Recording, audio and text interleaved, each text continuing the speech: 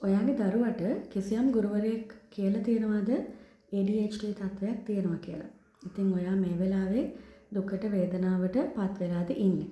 එහෙනම් ඇත්තටම ඒක දුකට වේදනාවට පත් වෙන්න හේතුවක් නෙවෙයි. මොකද ගුරුවරයෙක් ක්වොලිෆයිඩ් කෙනෙක් නෙවෙයි ඒ වගේ තත්ත්වයක් ඩයග්නෝස් කරන්න. එහෙනම් කාටද මේ වගේ තත්ත්වයක් තියෙනවා කියලා හඳුනා ගැනීමේ හැකියාවක් තියෙන්නේ. ක්වොලිෆයිඩ් චයිල්ඩ් සයිකියාට්‍රිස්ට් කෙනෙක්ට පීඩියාට්‍රිෂියන් කෙනෙක්ට මේ වගේ තත්ත්වයක් තියෙනවා කියලා ඩයග්නෝස් කිරීමේ හැකියාවක් තියෙනවා. ඒක හින්දා ගුරුවරයෙක් කියු පමණින් කලබලයට දුකට වේදනාවට පත් වෙන්න අවශ්‍ය නැහැ.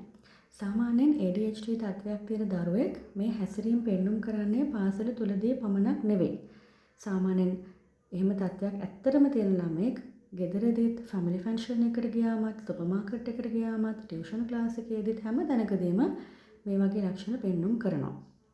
නමුත් පාසලේදීන් පමණක් නම් මේ වගේ තත්ත්වයක් තියෙනවා කියලා අහන්න දකින්න ලැබිලා තියෙන්නේ ඇත්තට මේක කලබල වෙන්න අවශ්‍ය කාරණාවක් නෙවෙයි. හොඳම දේ තමයි චයිල්ඩ් සයිකියාට්‍රිස්ට් කෙනෙක් ගාවට ගිහිල්ලා මේ පිළිබඳව කතා බහ කරන එක.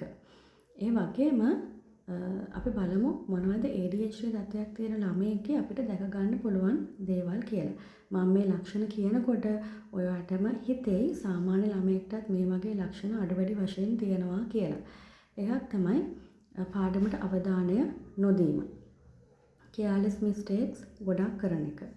තමන්ගේ වාරයේ පැමිණෙනකන් බලාගෙන ඉන්න බැරිකම.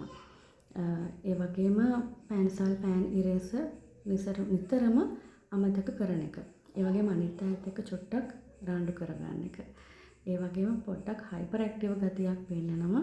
නුසුදුසු අවස්ථාවලදී උඩවල් වලට නගිනවා, දුවනවා, පයින්නවා, බඩගාගෙන යනවා. ඒ වගේ දේවල් කරනවා. ඉතින් මේ දේවල් කියනකොට ඔබට හිතෙනවා ඇති සාමාන්‍ය ළමයෙකුත් අඩු වැඩි වශයෙන් මේ වගේ දේවල් කරනවා. ඉතින් ඒ දේවල් කරන හැම ළමයෙක්ටම ADHD තත්ත්වයක් තියෙනවා කියලා ගුරුවරයෙක්ට කියන්න කිසිම අයිතියක් නැහැ. ඒක හින්දා මේ වෙලාවේ ඔයා දුකට වේදනාවට පත් වෙලා ඉන්නවනම් ඒ වගේ ප්‍රකාශයක් නිසා හොඳම දේ තමයි චයිල්ඩ් සයිකියාට්‍රිස්ට් කෙනෙක් ගාවට ගිහිල්ලා හම්බ වෙලා මේ ගැන කතා බහ කරගන්න එක.